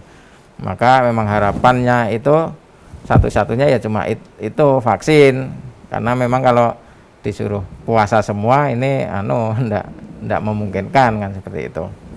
Jadi memang perlu Pak vaksin, enggak masalah. Kemudian yang kedua, vaksin itu berasal dari babi kan katanya gitu. Berita ini memang simpang siur Pak, tapi sebenarnya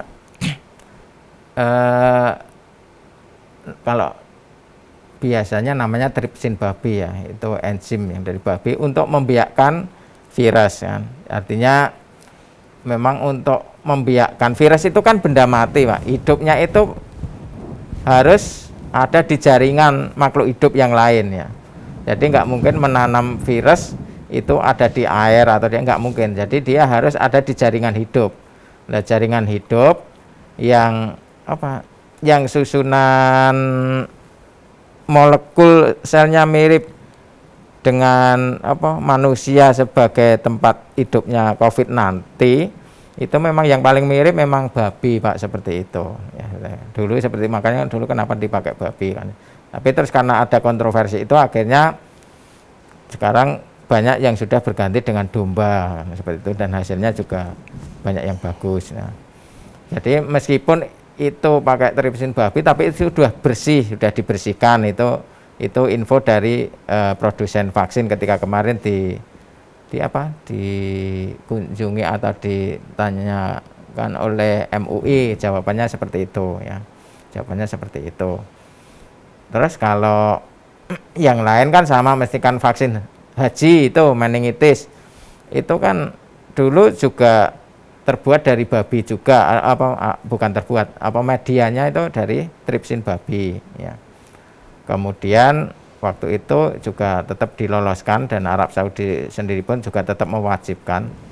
Terus meskipun kemudian terus sudah berganti dengan domba, nah, itu sudah ada beberapa yang sudah itu menggunakan domba. Nah, kalau yang vaksin ini info terbaru saya belum punya lagi Pak yang terbaru. Tapi kalau keterangan kemarin ketika ditanyakan itu memang dari susunan molekulnya sudah tidak ada lagi tripsin barang yang haram itu ada, karena sudah dibersihkan, karena memang ya ibaratnya ketika menanam sesuatu memang membutuhkan teletong, telek dan sebagainya itu ketika menanam buah dan sebagainya, sehingga memang itu tempat menanamnya ya sesuatu yang kotoran-kotoran itu seperti itu.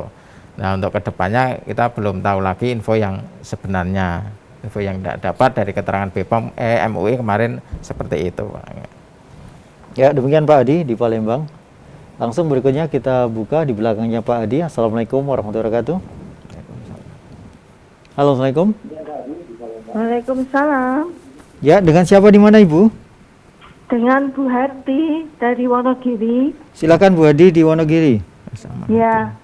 Assalamualaikum Pak Dokter. Ya, waalaikumsalam Bu Hati. Iya. Ini mau tanya. Yang pertama terkait dengan varian Delta. Itu ada berita kok katanya hanya papasan 10 atau 15 detik aja itu bisa menular. Ini benar apa salah? Yang kedua, terkait dengan puasa tadi Pak, itu setelah kita puasa, kemudian makan makanan-makanan yang bergizi, apakah masih boleh makan makanan yang mengandung karbohidrat atau gula apabila sudah terinfeksi COVID? Mekaten Bapak, terima kasih. Assalamualaikum warahmatullahi wabarakatuh. Assalamualaikum warahmatullahi wabarakatuh. Oke Bu Hati, varian Delta memang yang sudah diberitakan memang memiliki tingkat infeksinya yang tinggi ya, maksudnya tingkat infeksi di sini memang tingkat replikasinya. Jadi virus itu keganasan atau enggak biasanya karena replikasinya dan penyebarannya. Artinya penyebarannya itu akan lebih cepat lagi kalau kondisi orang itu tadi ada stresor yang tinggi, kecapean, kurang istirahat, itu lebih cepat lagi kan seperti itu. Kemudian disebutkan varian Delta itu menular lebih cepat dengan berpapasan seperti itu ya. Ya itu sebenarnya kalau itu karena proses penyebarannya ya, penyebarannya bisa jadi juga seperti itu karena memang mutasi itu berubah sifat dari virus itu, bisa seperti itu. Nah, supaya kita bisa melawan varian apapun, senjata yang paling ampuh adalah puasa itu tadi ya. Intinya dengan puasa itu prinsipnya adalah membunuh, mematikan sel yang sudah rusak, termasuk sel imun, sel kekebalan kita. Sel kekebalan kita yang sudah tua, yang sudah aus, itu kadang nggak bisa membedakan ini musuh yang harus dimungsuhi atau ini teman. Jadi karena sensornya sudah rusak. Nah, seperti itu. Jadi supaya sensornya bagus, respon cepat, ada virus itu langsung diperangi, ya, langsung tadi pasukan elitnya bekerja, itu selnya harus sehat dulu. Nah, ketika sel sehat, varian apapun udah lenyap oleh sel kita, oleh sel imun kita. Nah, bagaimana supaya sehat? Supaya sehat maka ciptakan sel-sel yang baru, yang sehat. Artinya apa? Sel yang sudah tidak berguna, sudah aus. Ya, tadi saya katakan kalau sel yang sudah rusak itu biasanya ada kelainan di KTP-nya, di MHC1. Nah, itu akan dikenali oleh sel imun yang sehat, pasukan elit tadi. Oh, ini KTP-nya sudah jelek, berarti sudah ada kerusakan. Ya. Maka itu langsung dirusak sisan ketika puasa. Ini enggak berguna, tak rusaknya aja untuk saya mengganti sel-sel yang baru. Nah, itu. Jadi dengan puasa ini selnya bagus semua otomatis ya. Akan responsif semua. Ada musuh langsung dilibas semua. Pasukan elit langsung mengambil alihnya kan seperti itu. Jadi asal puasa ini rutin, varian apapun Bu, varian apapun. Itu insya Allah respon imun kita tetap. Kuncinya pokoknya adalah pasukan elit ini segera mengambil alih ya. asal puasanya itu tertib, pasukan elit ini akan segera mengambil alih. Kalau sudah diambil alih, aman, tidak ada lagi demam, nggak ada apalagi sesek, ya, seperti itu. Kuncinya puasa minimal di atas 10 jam, ya. Jadi puasa syar'i tidak masalah, sudah nyala itu 12 jam kan jam 4 fajar sampai jam 6 sore itu sudah 14 jam, itu sudah nyala, sudah virus-virus sudah pada mati semua itu. Kalau rutin bagus itu, puasa Daud bagus itu. Ya, jadi kebiasaan puasa syar'i itu preventif bagus ya, untuk bagaimana preventif ya. Bagus. Jadi preventif mempersiapkan yang ketika ada serangan virus tadi, ya. insya Allah kita akan lebih siap ya. Lebih siap, begitu. Maka ini Mas Anu ya. Kalau ada orang bilang biar imun makan yang banyak, itu salah. Justru malah puasa rutin itu yang masuk akal dan ilmiah. Ilmiah itu. Jadi jangan dikira musuh kita seperti monster ya. Jadi virus itu sel kecil sekali. Jadi cara berpikir kita ya, tentara kita ya kecil. Jadi sama-sama apa ya, makhluk kecil yang berperan. Jadi jangan dibayangkan monster raksasa kita harus kuat. Enggak, kita mainnya sel di sini ya. Jadi jangan terjebak seperti kita melawan robot atau ya, sehingga kita harus makan. Justru harus puasa secara berkala. Tapi sekali lagi ya, puasanya sesuai apa yang disunahkan Rasulullah. Nggak boleh puasa terus nggak buka-buka. Ada saatnya puasa, ada saatnya berbuka ya. Jadi saat puasa itu menghidupkan mesin daur ulang supaya virus mati. Saat berbuka itu mengumpulkan nutrisi untuk nanti mengganti sel baru, itu kan butuh bahan. Nah, bahannya apa? Yang kita makan. Maka tetap makan yang bergizi ya, gitu. Jangan puasa terus, itu ya sama saja, itu lemah jenengan. Jadi puasa berbuka itu puasa Daud. Cukup. Kalau puasa medis seperti saya, kalau saya ya setiap Senin Kamis saya puasa syar'i harian. Saya tiap hari itu ketemu paling enggak 10 pasien konfirm positif dengan antigen ya. Jadi di tempat saya itu ada PCR, ada antigen. Saya ketemu dan saya edukasi terus. Kalau saya sendiri karena tiap hari terpapar, saya puasa medis tiap hari. Jadi saya makan terakhir itu jam 8. Saya besok makan jam 12. Kadang jam 1, jam 2, jam 3. Pokoknya prinsipnya yaitu di atas 12 jam. Nah, ini preventif, dokter menghancurkan virus-virus yang tadi digunakan ya. Pasti saya terpapar, saya yakin Mas. Tiap hari begitu. Kadang saya nggak sadar pasti gini, terus wudu maghrib itu kan pasti tetap ada lah sedikit. Nah, bagaimana kita? Ya kita hilang, kita berantas virus yang masuk itu apa? Puasa. Itu. Ya, maka puasa ini sangat-sangat ya ilmiah. Betul. Dan yang pasti sebenarnya puasa itu menekan stresor juga. Iya, menekan. Karena utamanya puasa syar'i ya. Iya. Karena kita mengendalikan semua amarah pasti sudah tertekan gitu dan sebagainya. Betul ya? Iya. Iya. Kalau pas puasa itu sendiri sebenarnya stresor Mas.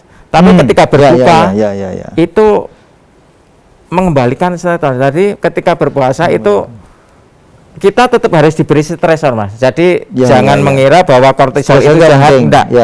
Manusia itu harus diberi stresor supaya naik kelas. Jadi manusia itu memang perlu diuji supaya naik kelas. Jadi kalau sejak kecil kita dimanjakan, itu ya akan lemah Mas. Kita harus diberi stresor. Salah satu stresor adalah puasa. Puasa memang membuat kita lapar, tapi itu stresor. Dengan puasa itulah kita menjadi kuat. Ya, kenapa Rasulullah mengajarkan seperti itu? Pasti ada maksudnya. Stresor harus diberikan. Kalau dimanja terus, ya lemah Mas kita. Lemah. Ya. Baik. Jadi stresor itu adalah sebagai ujian. Ya, ujian, betul. Ujian. Baik. Dan langsung saja kita akan buka beralih ke WA ya.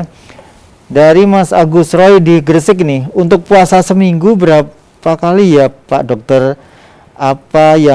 Apa yang sehat bisa melakukan atau yang sudah terpapar saja? Iya. Nah, Silakan. Oh ya, ini mengulangi yang tadi ya. Yang sehat itu lakukanlah sebagai ibadah harian Anda. Ya. Jadi ya minimal paling enggak ini tergantung jenengan terpaparnya kira-kira banyak apa enggak. Kalau misalkan biasa ya paling enggak ya sebulan ada Yaumul Bid. Terus nanti diselingi dengan Senin Kemis ya. Jadi itu laksanakan sunnah Rasulullah itu dijalankan aja itu, pastikan seperti itu. Jadi tidak ada ketentuan harus berapa kali. Ketika kita ada kesempatan ya gitu. Ya sebaiknya seminggu sekali kita pernah puasa deh. Kalau misalkan nggak bisa Senin Kemis ya Seninnya aja, Kemisnya aja, itu lebih bagus ya. Selama kita bisa semaksimalnya ya monggo semaksimalnya. Kalau misalnya memang pekerjaannya itu membutuhkan tenaga yang ekstra ya cukup kolo-kolo aja seminggu sekali monggo. Ya. Baik. Dan yang pasti untuk puasa ini ketika kita preventif dalam rangka memang kita berniat puasa itu adalah menggapai ridho Allah Jadi betul. Bukan diperuntukkan untuk semua dapat Mas itu. Dapat. Perkara efeknya itu kita jadi sehat. Oleh sebab itu ada juga saumutat sihu ya. Iya, betul. Baik, langsung saja kita ke tidak ada namanya, sayang sekali.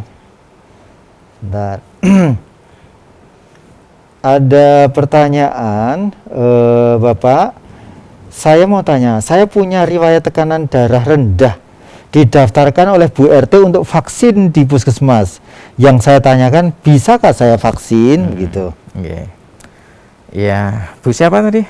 Ini Bu sebentar. Namanya Bu Argo. Bu Argo, ya. Bu Argo. Jadi untuk darah rendah tidak masalah vaksin ya. Yang nggak boleh itu darah tinggi kalau di atas 200/110 itu memang nggak boleh. Karena untuk darah tinggi itu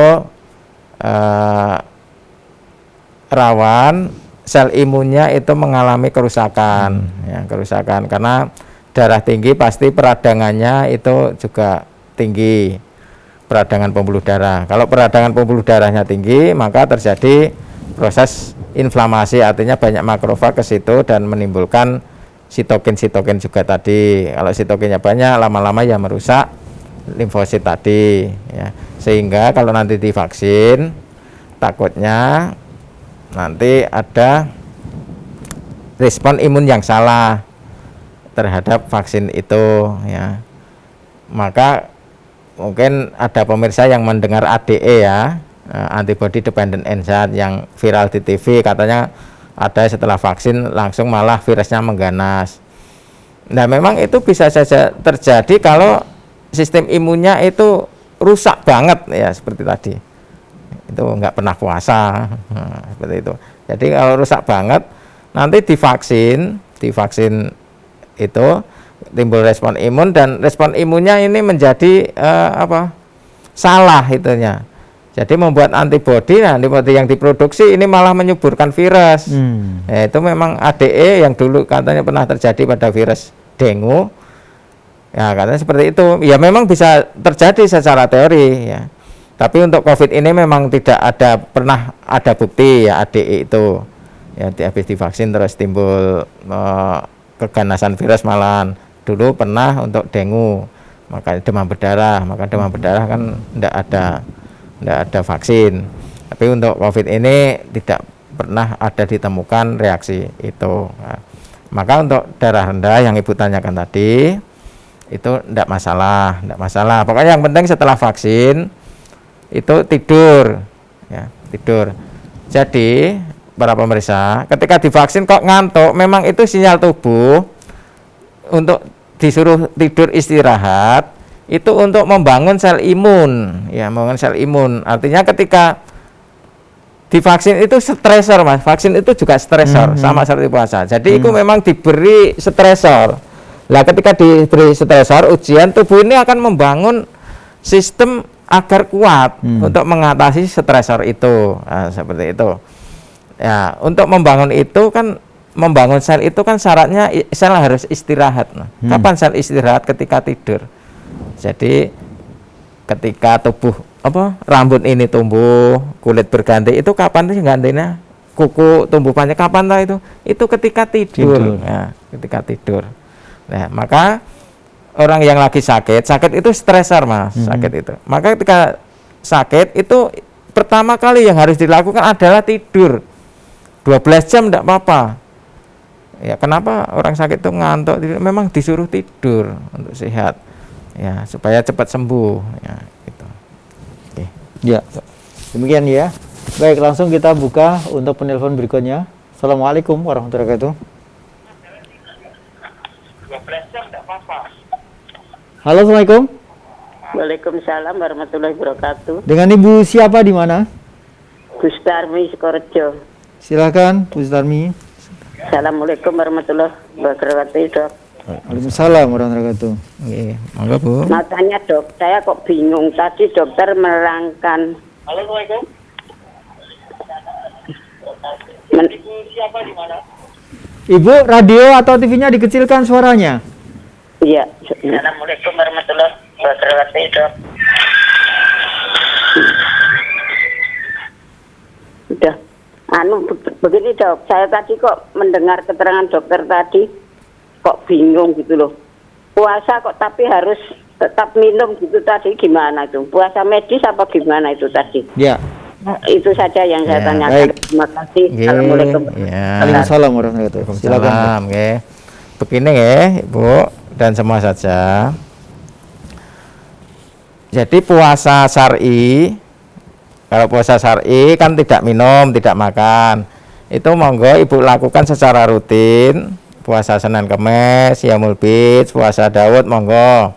Itu puasa syar'i. Jadi berarti tidak minum ya gitu. Kemudian kalau puasa tetap minum itu adalah dalam rangka untuk mematikan virus.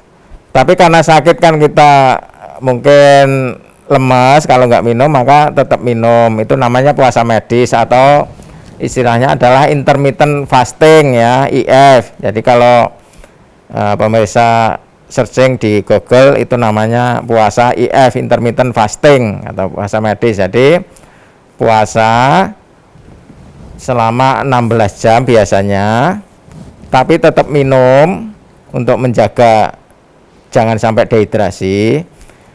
Jadi puasa ini adalah untuk menurunkan insulin supaya mesin daur ulangnya nyala. Yang dicari itu memang itu puasa medis, ada maksudnya ya, untuk menyalakan mesin daur ulang supaya mesin daur ulang ini bisa memakan virus yang masuk ke tubuh kita yang namanya autofagi. Karena syaratnya mesin nyala itu kalau sudah tidak makan selama minimal 10 jam. Nah, 10 jam itu baru nyala. Tapi karena sakit mungkin lemas ya tetap minum, maka puasa tetap minum. Itu puasa medis, betul, nggih. Puasa medis. Beda dengan puasa syar'i ya. Kalau puasa syar'i itu ketika sehat untuk kegiatan harian supaya kita tetap sehat untuk menjaga imun kita.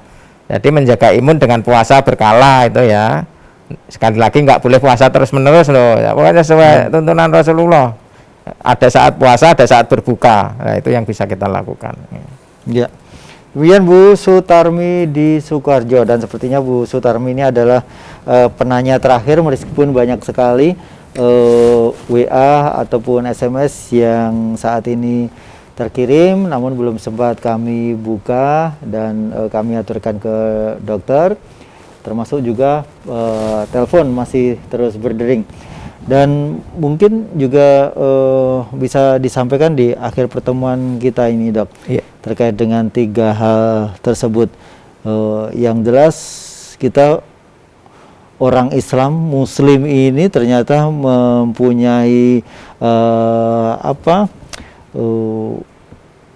puasa ya, puasa yang diajarkan Rasulullah, dan itu ternyata dampaknya luar biasa begitu. Meskipun kita dalam rangka berpuasa itu tentu saja lillahi ta'ala begitu. Betul. Nah, silakan dokter. Iya. Para pemirsa semua, jadi kita sebenarnya sudah memiliki ajaran yang kita ikuti ya dari Rasulullah, dari orang-orang terdahulu. Puasa pun juga sudah diajarkan sebagaimana orang-orang sebelum Islam ini datang, ya. Jadi semua ada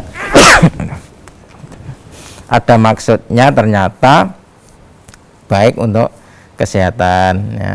Jadi dengan niat karena semata-mata, ya, lillahi ta'ala, silakan Ibu kerjakan apa yang dipesankan, ya, termasuk hadis Rasulullah salah satunya, supaya kita jangan sampai meninggalkan 3 hal itu, ya, sholat duha, witir, dan puasa yaumul bid, ya. Itu bisa kita lakukan, ya. Selain kita mendapat pahala, juga untuk kesehatan kita juga bagus, kan, seperti itu. Kemudian yang pesan yang lain, ya, pesan yang lain, dalam segala sesuatu kita pun nggak boleh berlebihan, ya. Ketika kita puasa, ketika kita berbuka, maka juga jangan sampai berlebihan.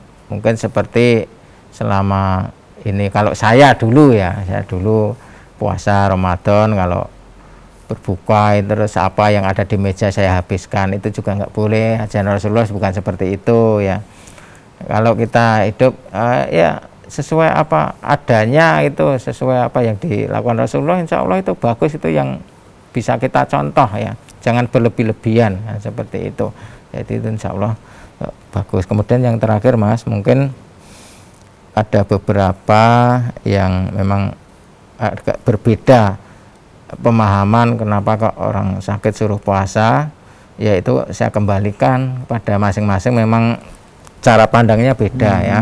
Sekali lagi para pemirsa, bahwa yang saya sampaikan itu karena saya sebagai seorang yang belajar tentang sel, ya. Jadi virus itu kan lebih kecil dari sel malahan. Jadi cara melawannya itu kita memandangnya juga cara pandang sel yang kecil. Jadi kita tidak memandang bahwa musuh kita itu monster atau makhluk yang besar, sehingga kita harus kuat makan yang banyak, dan seperti itu. Jadi cara berperangnya beda. Jadi cara perang Baratayudanya itu beda. Perlu strategi yang pas supaya itu, ya. Jadi kalau panjenengan semua sudah memahami tadi kronologi proses terjadinya perang Baratayuda, ketika terpapar COVID, apa yang harus dilakukan, seharusnya sudah bisa mengambil kesimpulan. Jadi kalau saya rangkum gini, yang pertama ketika terpapar, yang pertama yang saya katakan tadi, ya, harus tidur 12 jam minimal. Jadi ketika ngantuk memang itu perintah sinyal sel untuk istirahat, ya. Ya, jadi malah jangan sampai beraktivitas berat, ya, karena itu nanti energinya terbagi-bagi. Jadi ketika sakit itu stresor, Mas, butuh energi tinggi.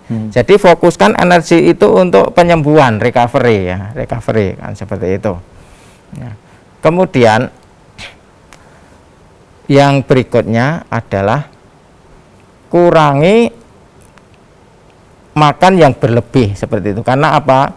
Ini untuk meminimalkan supaya makanan yang kita makan itu tidak sampai disalahgunakan oleh virus yang ada, kan, itu untuk bereplikasi, membangun RNA-nya tadi, ya, jadi yang wajar aja. Mungkin bagi saya yang memang selama ini mengamalkan itu nggak pernah makan manis, ya enak-enak aja. Tapi mungkin panjenengan yang belum terbiasa, ya monggo semampunya, tapi jangan dibom dengan yang manis-manis lah, ya. Ya, monggo cukup makan nasi, banyak sayur. Sayur ini serat, jadi menghambat penyerapan gula, sebenarnya fungsinya itu, kan, seperti itu. Jadi kurangilah yang manis-manis, tetap bagaimanapun yang manis-manis itu nggak baik buat tubuh, ya. Itu yang. Kemudian yang ketiga adalah puasa itu tadi, ya. Semaksimalnya itu istilahnya kalau memang memungkinkan. Jadi ketika kita tidur itu, ya malah sekalian untuk menciptakan autofagi ini, menciptakan mesinnya itu berjalan. Nah, jadi sekalian tidak makan tapi minum, kan, dengan minimal 12 jam. Kalau memang nggak kuat, 12 jam cukup, 14 jam cukup. Nah, seperti itu. Itu sudah menghidupkan autofagi untuk membunuh virus-virus yang sudah masuk. Nah, seperti itu. Ya, kemudian yang terakhir adalah istirahat yang cukup. Sekali lagi, cegah virus itu merembet kemana-mana. Caranya apa? Rileks, semua harus rileks supaya bandaranya itu menutup, ya, menutup. Namanya S2. Ini ilmiah ya, bukan nano ya, semua ilmiah. S2, jadi membuka ketika ada kecapean, ada kurang tidur, bertengkar dan sebagainya. Psikis yang ini membuka semua. Jadi maka kenapa Mas anak kecil itu lebih aman? Karena anak kecil itu misalnya padu bubar, ya, terus turu, jadi aman. Mohon maaf, termasuk juga orang gila, mohon maaf. Ya mungkin salah satunya itu, mungkin ya, mungkin itu juga. Iya. Gitu ya. Ya. Baik, terima kasih Pak Dokter atas ilmu yang dibagikan untuk kita semuanya, dan yang pasti kita semuanya sudah tahu sekarang. Sangat-sangat tahu apa yang harus kita kerjakan saat ini untuk menekan laju daripada COVID ini. Karena dengan prokes itu sudah sangat mengurangi. Kemudian dengan puasa itu preventif tubuh kita mendapatkan imun yang tinggi, begitu ya. Bagus. Dan kemudian ivermectin itu dari dokter yang jelas, itu kewenangan dokter. Tapi insya Allah kita juga banyak mendapatkan informasi bahwa kegunaan atau manfaatnya memang juga valid begitu. Dan pemirsa dimanapun Anda berada, hanya sampai di sini. Mohon maaf atas segala kesalahan. Saya Rudi Herfianto. Billahi taufik walhidayah. Assalamualaikum warahmatullahi wabarakatuh.